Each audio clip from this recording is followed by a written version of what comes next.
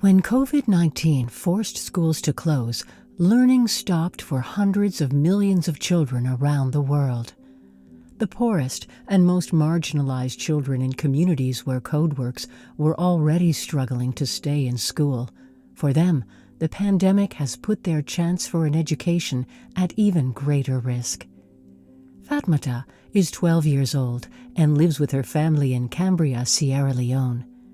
Getting an education is important to her, and she really likes going to school.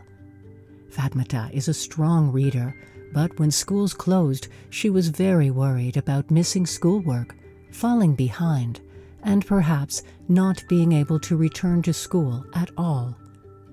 With no access to books or learning materials in her home, and with her parents unable to read, Fatmata's ability to continue learning was severely challenged.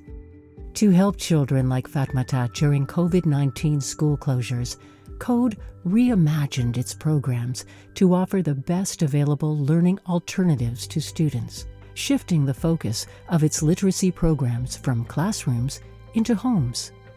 Fatmata's family was one of 70,000 households across Sierra Leone and Liberia that were reached with the Distance Learning in Crisis program.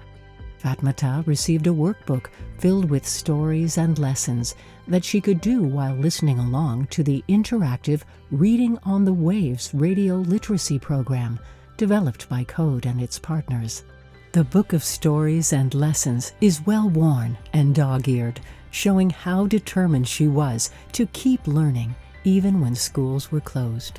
Today, if there's anything we've learned this past year about education in a COVID-19 world, it's that things are going to change.